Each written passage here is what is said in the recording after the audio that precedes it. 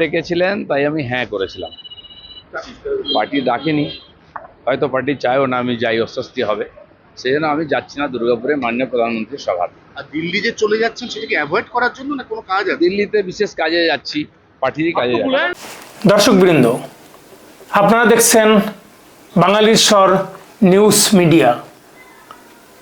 বাঙালির স্বর শুধু সত্যটা কয়। আজ আমি রয়েছে আপনাদের সাথে বাঙালির স্বরে ডক্টর রয়। গতদিন শুক্রবার ছিল দেশের সর্বভারতীয় বিজেপির নেতা প্রধানমন্ত্রী নরেন্দ্র মোদীর মেগা র্যালি এবং জনসভা। এই দুর্গাপুরেই দিলীপ ঘোষ হেরেছিলেন। তিনি সাংসদ হয়েছিলেন মেদিনীপুর থেকে 2019-এ। সেখান থেকে এবার 2024-এ প্রার্থী করা হয় দিলীপ ঘোষকে দুর্গাপুর এবং বর্ধমান এরিয়াতে। এখানেই তিনি হেরে যান। আর সেই এলাকাতেই প্রধানমন্ত্রী নরেন্দ্র মোদী র্যালি করবেন, জনসভা করবেন, কিন্তু দিলীপ ঘোষ অনুপস্থিত। এবং তিনি প্লেনে ওঠার আগে জেপি নাড্ডার বাড়িতে যাবেন বিধায় সাংবাদিক সম্মেলনে বললেন যে কর্মীরা আমাকে যেতে বলেছিল তাই আমি হ্যাঁ বলেছিলাম, কিন্তু পার্টি আমাকে চায়নি কারণ পার্টি অস্বস্তিতে পড়তে পারে এবং আমি সেজন্যেই প্রধানমন্ত্রীর মিটিংয়ে জনসভায় অনুপস্থিত। কিন্তু আসলে দিলীপ ঘোষের মতলবটা কি? দিলীপ ঘোষ হঠাৎ করেই জেপি নাড্ডার সঙ্গে দেখা করতে গেলেন কেন, যখন মোদি পশ্চিমবাংলাতে দুর্গাপুরে তার হেরে যাওয়া সিটে জনসভা করছেন, র্যালি করছেন? আসলে দিলীপ ঘোষ কি পশ্চিমবাংলার বার্সেলোনা যে ফুটবল টিম, তৃণমূলের যে পার্টি, সেই পার্টিতে খেলার আগে কি শেষ প্র্যাকটিস ম্যাচটি সেরে ফেললেন? সেজন্যই কি শেষ ম্যাচটি জেপি নাড্ডার সঙ্গে সারলেন? যদিও দিল্লিতে জেপি নাড্ডা তার মুখে থাপ্পড় বসিয়ে দিল, গলা ধাক্কা দিয়ে দিল, কিন্তু সহ্য করলেন কি দিলীপ ঘোষ? নাকি তার সঙ্গে একরকম বৃদ্ধ আচরণ করলেন? মিডিয়ার সামনে এ নিয়ে তিনি মুখ খুলেননি, একদম চুপসে বেরিয়ে এসছেন। কিন্তু জেপি নাড্ডা বুঝিয়ে দিয়েছেন যে দলে খেলতে হলে মুখ বন্ধ করে খেলতে হবে। আমার মনে হয় দিলীপ ঘোষের স্বভাবে এ ধরনের কথা সহ্য করার মতো নয়, তার এ স্বভাব নয় জেপি নাড্ডার সর্বভারতীয় সভাপতির এই কথা মেনে নেওয়া। আসলে প্লেয়ার হিসেবে দিলীপ ঘোষ বরাবরই বড় মাপের খেলোয়াড়। বহু পুরস্কার তিনি এনে দিয়েছেন বিজেপিকে। তিনি গায়ে মাখবেন কেন জেপি নাড্ডার এই কথাগুলি? এত বড় প্লেয়ার তিনি। 2015 থেকে তিনি 2021 পর্যন্ত নবম সভাপতি ছিলেন পশ্চিমবাংলার বিজেপির। 2021 থেকে 2023 পর্যন্ত বিজেপির জাতীয় সহসভাপতি ছিলেন। বিধায়ক হয়েছিলেন 2016-তে এবং 2019-এ এমপি হয়েছিলেন।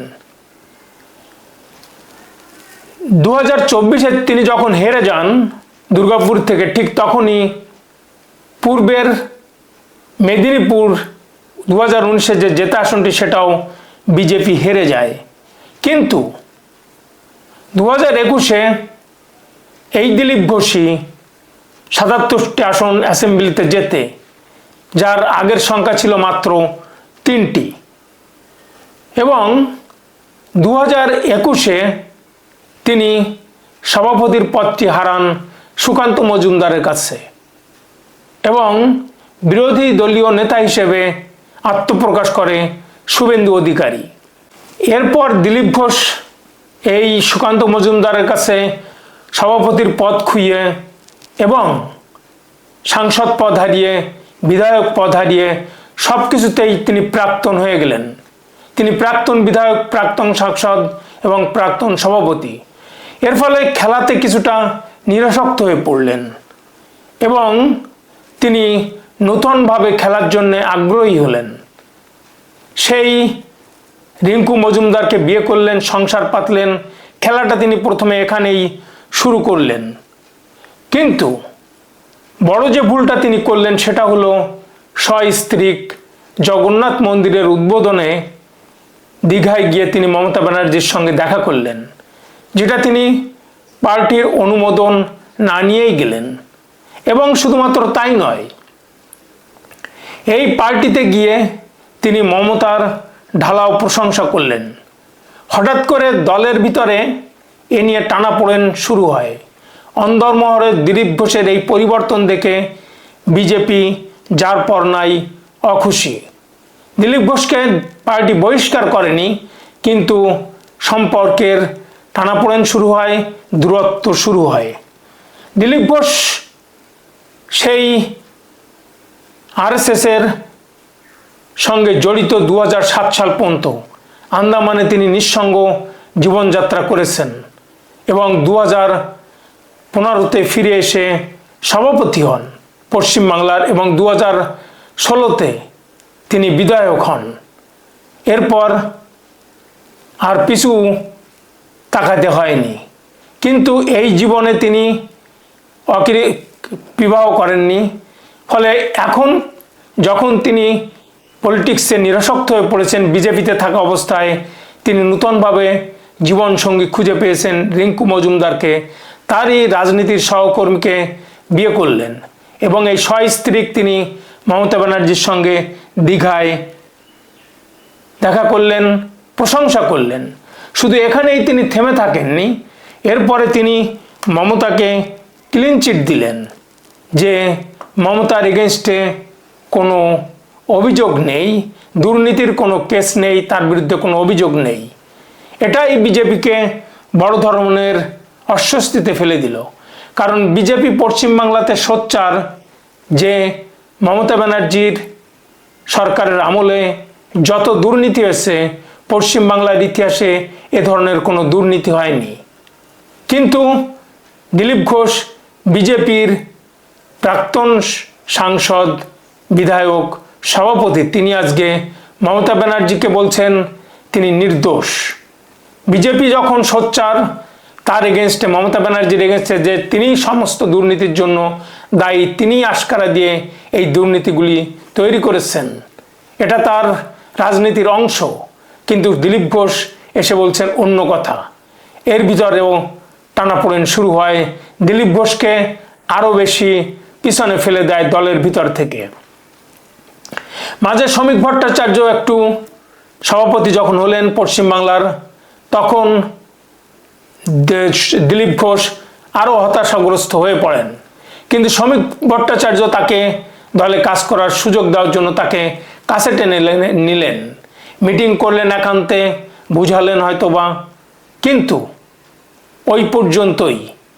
শ্রমিক ভট্টাচার্য যে বিভেদ না থাকার বার্তাটা কিংবা শান্তির বার্তাটা দিয়েছিলেন, সেটা কতটা সফল হলো সেটা সময়ই বলে দিবে।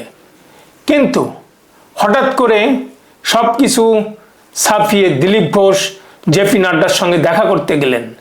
তার মানে কি, দিলীপ ঘোষ কি একদম মন স্থির করে ফেলেছিলেন দীঘায় যাওয়ার আগে যে তিনি আর এই বিজেপির দলে খেলবেন না? কারণ এই খেলাতে তিনি অপারগ।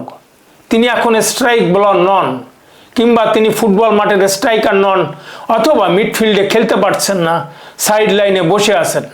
তাই তিনি মন স্থির করে মমতার হাতছানিতে তৃণমূলের বার্সেলোনাতে একাদশে ঢুকতে, খেলতে তিনি ঝাঁপিয়ে পড়লেন দীঘাতে জগন্নাথ মন্দিরের উদ্বোধনে। মমতাকে পাশে নিয়ে তার দলে যোগদানের জন্য একটা ইঙ্গিত দিয়ে রাখলেন। নাকি শুধুমাত্র বিজেপিকে চাপে রাখার জন্য দিলীপ ঘোষের এই দ্বিচারিতা বা ভণ্ডামি? সত্য আসলে কোনটা? দর্শকবৃন্দ, জল্পনা কল্পনার ঊর্ধ্বে এটাই হয়তোবা সত্য হয়ে উঠছে যে তিনি শেষ বোঝাপড়াটা তৃণমূলে যাওয়ার আগে জেপি নাড্ডার সাথে সারতে গিয়েছিলেন, এবং সেটা ওই দিনই যেদিন প্রধানমন্ত্রী এখানে সভা করবেন। এর আগে তিনি খড়গপুরে ছিলেন, খড়গপুরে থাকতেই পারতেন, কর্মীদের সঙ্গে যোগাযোগ রাখতে পারতেন। ঠিক আছে, তিনি যাবেন না, অস্বস্তিতে পড়তে পারে পার্টি, তার জন্য যাবেন না, সেই ডিসিশন সমর্থনযোগ্য। কিন্তু এই খড়গপুর রেখে মোদির তার হারানো সাংসদ এলাকাতে থাকতে পারতেন, কিন্তু যে সাংসদ এলাকা তিনি হারিয়েছেন দুর্গাপুর, সেখানে মোদি জনসভা করছেন, আর সেখানে না থেকে তিনি চলে গেলেন দিল্লিতে। অর্থাৎ বোঝাপড়াটা ফাইনালাইজ করতে গিয়েছিলেন, দেখো আমাকে মোদির মঞ্চে থাকতে দেওয়া হচ্ছে না, ফলে আমার এখানে কাজ করার সুযোগ নেই, আমার এখানে একনিষ্ঠ প্লেয়ার হিসেবে কাজ করার সুযোগ নেই, ফলে আমার সামনে পথ খোলা আছে। সেটাই হয়তো জেপি নাড্ডাকে বোঝাতে গিয়েছিলেন, কিন্তু জেপি নাড্ডা অনেক আগেই জেনে গিয়েছিলেন দিলীপের অবস্থান দলের ভিতরে কোথায়। তিনি সাফ জবাব দিয়ে দিলেন, খেলতে গেলে মুখ বন্ধ করে খেলতে হবে, তাছাড়া অন্য কোনো পথ খোলা নেই দিলীপ ঘোষের জন্য। ফলে এখন সময়ের অপেক্ষা। দিলীপ ঘোষ জীবনকে উপভোগ করতে চান, সংসার পেতেছেন, আর জীবনকে উপভোগ করতে চাইলেই তৃণমূলে যেতে হবে, সেটাই স্বাভাবিক। পশ্চিমবঙ্গের কালচার হলো এখন বিজেপিতে জীবন উপভোগ করা যায় না, কখনো যায়নি, দিলীপ ঘোষ সেটা পারেননি। অনেক বছরই আন্দামানে কাটিয়ে এসছেন, নিঃসঙ্গ জীবনযাপন করছেন, পার্টিতে থেকেও তিনি বিয়ে করতে পারেননি, আজকে তিনি সঙ্গিনী জোগাড় করেছেন, ফলে জীবনের স্বাদ তিনি পেয়েছেন। বিধায়ক এমএলএ হিসেবে জীবনটাকে উপভোগ করতে চেয়েছেন। দিল্লির সাংসদ এলাকার হাওয়া তার গায়ে লেগেছে, বিধায়ক হিসেবে তিনি পশ্চিমবাংলার হাওয়া তার গায়ে লেগেছে, সেই সুযোগ এখন হাতছাড়া করা যায় কি? সেজন্যেই বিজেপি ছেড়ে তিনি তৃণমূলের বার্সেলোনার একাদশে খেলতে চাইছেন, যেভাবে বাবুল সুপ্রিয় খেলতে চেয়েছিল।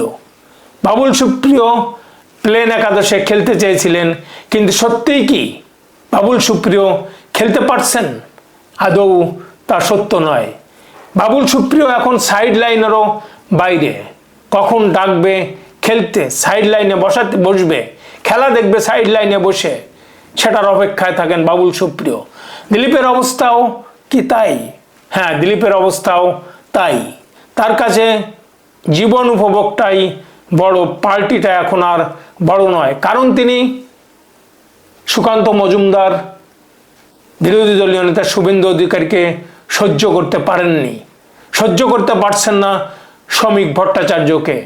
যদিও একনিষ্ঠে কথা হয়েছে শ্রমিক ভট্টাচার্যকে, তিনি মেনে নিয়েছেন সর্বভারতীয় সভাপতি, তিনি যেভাবে তাকে কাজে লাগাবেন সেভাবেই তিনি কাজ করবেন, কিন্তু আদৌ সেটা দিলীপ ঘোষের মনের কথা নয়। মনের কথা হলো অন্য জায়গায়।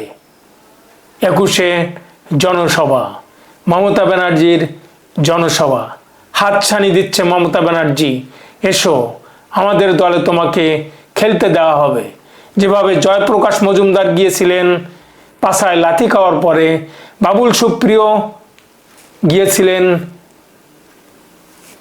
সাংসদ থেকে, সাংসদ হেরে যাওয়ার পরে, মন্ত্রিত্ব চলে যাওয়ার পরে, আজকে দিলীপ ঘোষও ঠিক একই পথে হাঁটছেন। দেখা যাক কতটা কি খেলতে পারেন, সেটাই পশ্চিমবাংলার মানুষ অপেক্ষায় আছে দেখার জন্য। দর্শকবৃন্দ, আজ এ পর্যন্তই। ভিডিওটি ভালো লাগলে বাঙালির স্বর চ্যানেলটি সাবস্ক্রাইব করে পাশে থাকা বেল আইকনটি প্রেস করুন, কমেন্ট বক্সে কমেন্ট লিখুন, আর দেখতে থাকুন, শুনতে থাকুন বাঙালির স্বর, আপনার স্বর। ধন্যবাদ।